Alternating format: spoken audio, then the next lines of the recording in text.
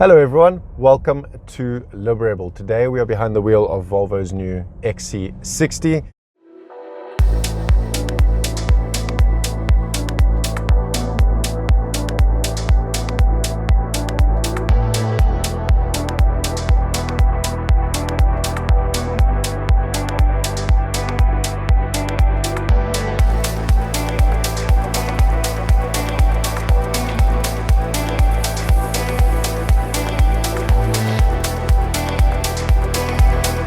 This specific unit comes in at 1,096,000 Rand for one of the upper trim levels. This is the Inscription with a D5 power plant.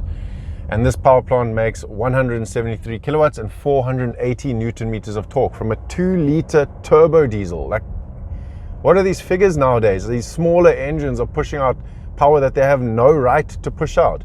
I'm quite excited to be back behind the wheel of another Volvo because they were one of the first cars that I was allowed to drive as a test car on the road. So it's great to be back from that sense. But also, I love tech, and Volvo is synonymous with having loads of tech in their cars. Okay, no more chit chat. What is this thing like to drive? Well, on the back roads here in Claremont, it's actually a peach. It does a lot of the work for you. It's got hill start assist. You know all the rest of the tech that these cars have, but the way it integrates into this Volvo XC60 is incredible. You don't even feel the gear changes. Like, this could be a CVT box. I know it's not, but it could be, because you never feel it changing gears unless you actually give it the beans and then you feel the but like here, like, I heard it, but I didn't feel it. It's just super refined. And then quite a literal example of how refined this car actually is to drive is when you're on a hill, it's got this auto stop start. So it switches off, and then I panic. I'm like, well, am I going to be able to pull off from the hill now once it's clear to go? And the way the car switches itself back on, doesn't roll, doesn't lurch forward, just kind of pulls off as if, no, there's no fuss, just carries on with life. It's incredible. And then of course you don't feel the gear changes either. It's almost as if it's driving you, which leads me to the fact that it can drive you. I'm actually going to do it now because I'm in some stop-start traffic. So you basically set to target speed, it'll pull off. You can also change the following distance that you're happy with. So if it's not following at a safe following distance, which it won't do because it's, well, it's Volvo. This thing is just insane. I'm not even braking, not doing anything.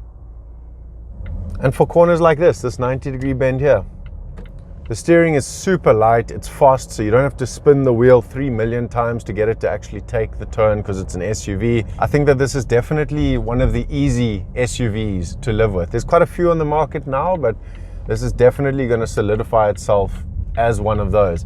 There's not much admin to be done while driving, and I'm glad that this one didn't even have the paddle shifts at the back, because in a car like this, you don't want this. It's just luxury cruising. You're not actually trying to drive a car around a track as fast as it can go. I've heard a couple of people are quite worried about the safety features in cars like these, and they're like, oh no, but we don't trust it. We don't trust the auto driving. We don't trust that it'll just brake out of nowhere for a car it sees.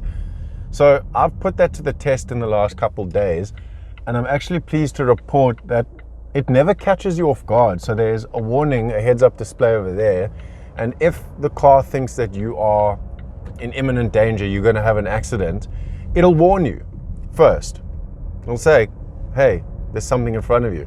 But then if you don't act or react in time, and the car can sense that now it needs to intervene, otherwise this accident is going to happen, then and only then does it apply brakes for you or get you out of the way. So it's been worked in quite well, so it doesn't interfere with the driver, and there's always an element of manual override. You can always, if this thing is on self-drive mode, you can just touch the brake and it just cancels everything, and you're in control again. Really tight circle, not easy. And then you can see on the screen as well, you can see 360 around the car, so you can see if you're close to the curb, close to the traffic circle. Just easy. So while we're stuck here at this traffic light, let's chat about the everyday use of this car. Volvo claim a consumption figure of 5.6 liters per 100 Ks. Now, I think that's a little bit ambitious because I haven't managed to get that.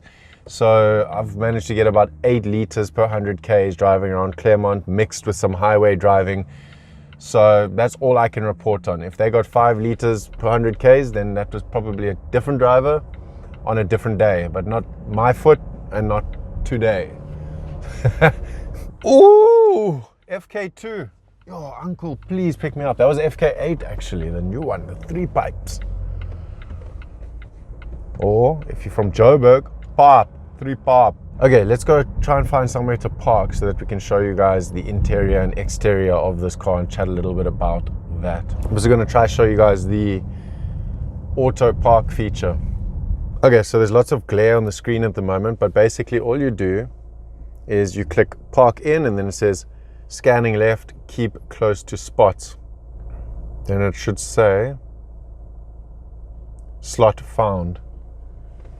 So then you say continue forward and follow instructions. Okay, stop to park. So then you say perpendicular parking, that's alley docking. This thing would be hella useful in a K53 situation. You just float the instructor and say, no, it was me driving. Reverse slowly and be prepared to brake. Whoa, what's happening here? There's my hand. I'm not touching anything. Okay, I'm messing this up. That's not the car, sorry. Still not touching anything. My hands are up. As you can see there, the car's doing everything it needs. Stop and put in forwards gear. Yo.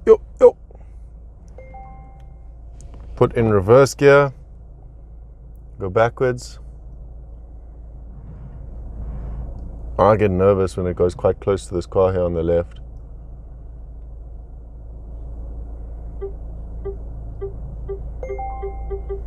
Parking completed successfully. Boom!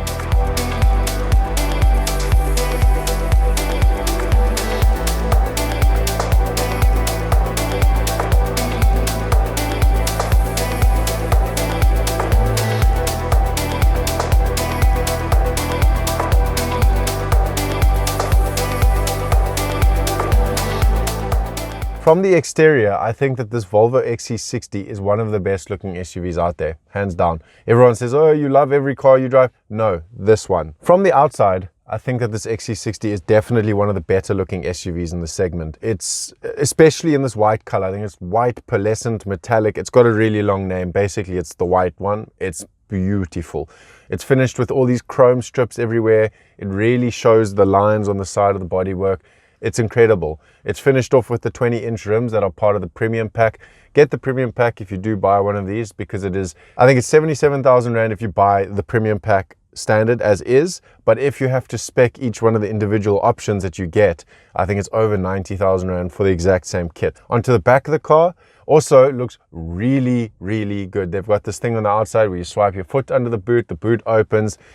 Boot space is more than adequate for its segment. It's also got a flat load lip so you can slide things in easily. Let's take a look at the interior. So I've been here the whole time. I sent you guys out because it's really cold outside. You had to go look at the outside of the car. I sat in here with these lovely heated seats, which again are part of the premium pack. So with that, you get a bunch of tech.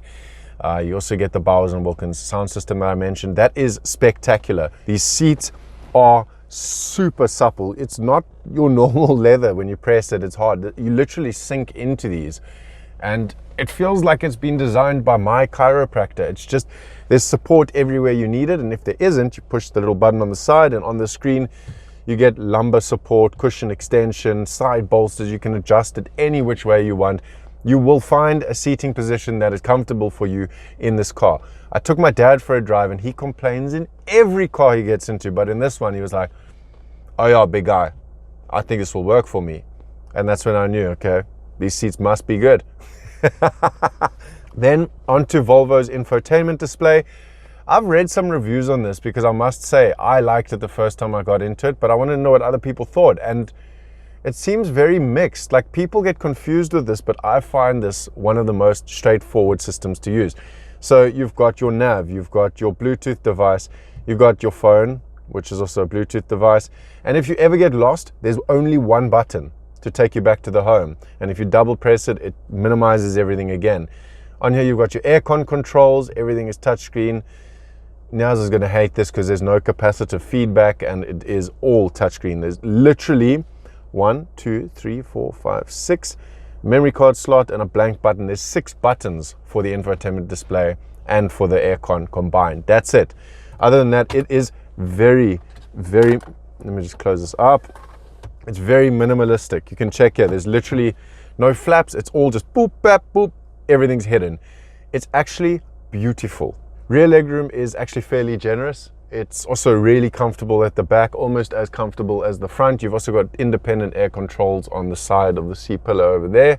The rest of the finishes in the cabin, you can tell no corners have been cut. Every stitch is in line. These finishes are insane. You look at it and it's like, oh, these have been crafted. Every bezel and button you touch, it's just awesome. There's plenty of storage space as well. It's very practical, almost as practical as it is luxurious. Big storage there. Really generous storage there, and same on the passenger side. The adjustment on the steering wheel is height and reach adjustable. It is manual, but it's really smooth to operate, so it doesn't really matter. Don't bump the door. Ooh, that's close. Oh, that's close. So if I have to clutch at straws to find something wrong with this car to complain about, because I can't just say it's perfect in every single way, it would have to be the fuel economy. Like driving around in Claremont is probably 10, 12 liters per 100 Ks, sometimes 15. Only when you get on the highway does it actually start to go down. So consumption is a little bit on the heavy end. I've driven a couple of other German SUVs recently that have managed to get 7, 8 liters consistently, no matter where I drive it. I think as well in a car like this, USB-C ports should be standard, and also a wireless charging port, which I can't actually find in this car. And then the self-driving feature when you're on a highway is pretty good. Just when there's lots of turns, it seems to play. I don't know if you guys ever played around the era of Space Invaders. There was another game called Pong when that ball bounced. This car seems to do that and bounce between the yellow line and then the dotted line in the middle of the road, like just trying to make it. It doesn't ever leave the lane, but it just bounces around. It's like, oh, there's the line, there's the limit, then it goes back. So in conclusion, I have to say that this is one of the easiest SUVs to live with. It's also incredibly safe, knowing Volvo's standards. It's also really comfortable. You get in and it's just like, oh, breathe a sigh of relief. I wouldn't be able to be upset with someone if I drove a car like this. I wouldn't be able to hold grudges or just go around with anything but a smile on my face. It's just, you get in, oh. That being said, I do need to drive some of this car's competition. I've driven the Audi version. I haven't driven the X3 from BMW yet, the new one. So I would hazard a guess at saying that the German counterparts have a little more driver involvement. And when you get inside the cabin, there's going to be LED lights behind the dashboard, and it's going to be a lot more exciting in the cabin. But that's not necessarily for everyone. This is, I'm just going to compare it. This is like a suit. It's a man with a suit with a purpose, who knows what he's going to do and how he's going to do it, and he's going to do it with no fuss, no bells and whistles. The other ones are kind of more smart casual. They have a collared shirt, they've got black jeans and kerkskoene, and they're just going to cruise around, get things done, but they are quite fashionable and they want to make a noise where they go. So kind of liken it to that. But even without all those bells and whistles, this has a lot of tech. It's got a lot of its own personality, if you will. This is coming from a guy with a straight pipe TDI that just goes brah, bop, bop, bop, all around town. Now this car cruises around absolute silence. My neighbors have actually started talking to me again because I haven't taken the TDI out once. There's been no cold starts in the morning with that thing. I just drive the Volvo, and when I drive past it just goes, just air. That's all you hear. The leaves lifting up behind the wheels as the wind tunnels it around. Okay, I'm just talking a world of nonsense now. Anyway, guys, that was my time with the Volvo XC60 Inscription D5. Long name, I know. If you liked the video, please do leave a thumbs up. Let us know what you think in the comment section below. And yeah, that's about it. If you really liked the video, subscribe to the channel if you're new around here. Otherwise, have an amazing week, guys. Be free, be you. Le Brevel out.